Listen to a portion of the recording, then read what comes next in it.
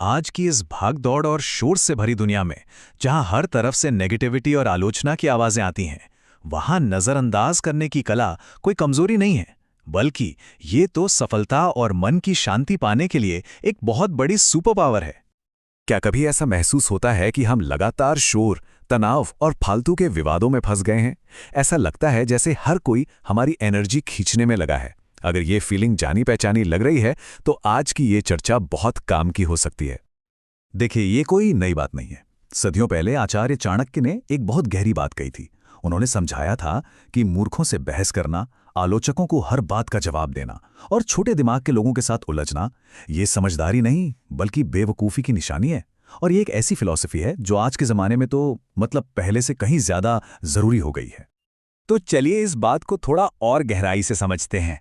देखिए, बाहरी दुनिया से डील करने से पहले सबसे पहला कदम है अपने अंदर की दुनिया को मजबूत बनाना। असली ताकत की शुरुआत यहीं से होती है। चाणक्य बार बार एक ही बात पर जोर देते थे कि हमारा जो मन है ना, वही हमारी सबसे बड़ी ताकत है और वही सबसे बड़ी कमजोरी भी। मन को कंट्रोल करना ही सबसे बड़ी कला है। जो इंसान अपने मन को फालतू के नेगेटिव विचारों से दूर रख पाता है, वो किसी भी हालात में शांत और मजबूत बना रह सकता है। इसे समझने के लिए चाणक्य ने एक बहुत ही कमाल का उदाहरण दिया है, गुलाब और कांटों का। देखिए, हर गुलाब के पौधे में कांटे तो होते ही हैं, आप उन्हें खत्म नहीं कर सकते हैं ना, लेकिन उनसे बचकर फूल तक कैसे पहुंचना है, ये सीखा जा सकता है। बस यही बात जिंदगी पर भी लागू होती है। हर बुराई से लड़ने के बजाय समझदारी इसी में है कि उससे बचकर आगे निकला जाए। अगर जिंदगी में ऊंची उड़ान भरनी है, तो हल्का होना पड़ेगा। इसका सीधा सा मतलब है कि अपने दिमाग से फालतू का बोझ हटाना होगा। ये पर्सनल ग्रोथ के लिए और जिंदगी में कुछ बड़ा करने के लिए बहुत जरूरी है। इसको ना एक हवाई जहाज की तरह सोचकर देखिए। जैसे जहाज को उड़ने के लिए हल्का होना पड़ता है, ठीक वैसे ही एक इंसान को सफल होने के लिए नेगेटिविटी और दूसरों की बातों का वजन छोड़ना पड़ता है। जो इंसान अपने मन से पुराने गिले शिकवे, पुरानी आलोचनाएं और फालतू की चिंताएं निकाल देता है, वही तो जिंदगी में ऊंचाइयों को छू पाता है। तो ठीक है, अंदर की दुनिया तो हमने संभाल ली। अब बात करते हैं बाहर की दुनिया की। लोगों और अलग-अलग सिचुएशन से निपटने के लिए क्या करना चाहिए, चलिए देखते हैं। बाहरी दुनिया से निपटने के लिए ये 4 आदतें बहुत जरूरी हैं। ये हमारी एनर्जी भी बचाती हैं और हमें मजबूत भी बनाती हैं। पहली, हर किसी को जवाब देना बंद करें। दूसरी, ना कहना सीखें। तीसरी, हर बात की सफाई देना बंद करें। और चौथी, नेगेटिव बातों के लिए बहरे बन जाएं। ये कोई कमजोरी नहीं, बल्कि सोचे समझे पावरफुल फैसले हैं। हर उकसावे पर, हर ताने पर जवाब देना, ये अपनी एनर्जी बर्बाद करने जैसा है। चाणक्य नीति में साफ साफ कहा गया है कि अपना जवाब अपने काम से दो, समय खुद फैसला सुना देगा। जो लोग आज किसी पर हंसते हैं ना, कल उसी इंसान की सफलता उन्हें अपने आप जवाब दे देती है। कभी कभी चुप्पी ही सबसे जोरदार जवाब होती है। ना कहना कोई स्वार्थ नहीं है, बल्कि ये खुद को बचाने का एक तरीका है। चाणक्य ने सिखाया था कि जो इंसान बहुत ज्यादा सीधा होता है, लोग अक्सर उसकी अच्छाई का गलत फायदा उठाते हैं। इसलिए अपनी सीमाएं तय करना और दूसरों को उन्हें पार करने से रोकना बहुत जरूरी है, ताकि हमारी अपनी एनर्जी बची रहे। हर बात पर सफाई देना बंद करना होगा। पता ये कैसा है? ये एक तरह से दूसरों से एक्सेप्टेंस की भीख मांगने जैसा है। ये कमजोरी की निशानी है और इससे लोगों को बार बार जज करने का मौका मिलता है।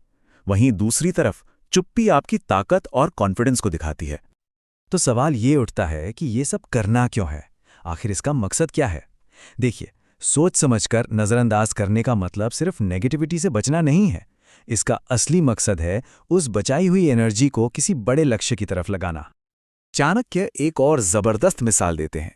वो कहते हैं कि ध्यान फल पर होना चाहिए, पूरे पेड़ पर नहीं।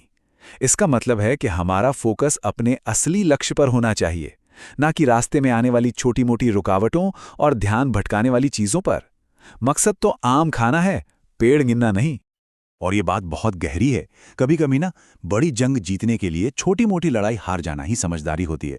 जो वाकई में बुद्धिमान होते हैं, वे अपने छोटे मोटे ईगो को साइड में रखकर हमेशा अपने बड़े लक्ष्य को पहले रखते हैं। चाणक्य की एक और चेतावनी है जो बहुत जरूरी है। वो कहते हैं कि बहुत ज्यादा सीधा और भोला होना भी ठीक नहीं है, क्योंकि जंगल में सबसे सीधे पेड़ ही सबसे पहले काटे जाते हैं। जिंदगी में आगे बढ़ने के लिए थोड़ी सी चतुराई और खुद को बचाने की कला आनी ही चाहिए। और अब हम आते हैं इस पूरी फिलॉसफी के सबसे जरूरी और शक्तिशाली हिस्से पर, और वो है मौन की शक्ति। ये सच में एक अल्टीमेट पावर मूव है। चाणक्य नीति में एक बहुत मशहूर सूत्र है, मौनम सर्वार्थ साधन। इसका सीधा सा मतलब है कि मौन यानी चुप्पी हर समस्या का समाधान करने का रास्ता है। यह अक्सर शब्दों से ज्यादा असरदार होती है। जब आप चुप रहते हैं तो सामने वाला सोचने पर मजबूर हो जाता है और यही चीज आपकी ताकत बन जाती है। और आखिर में एक बोनस पॉइंट, जो इंसान बहुत ज्यादा बोलता है, हर बात समझाता है और हर वक्त सबके लिए मौजूद रहता है, वो असल में धीरे धीरे अपनी वैल्यू खुद ही कम कर लेता है। इसे किसी ब्रांड की तरह सोचकर देखिए।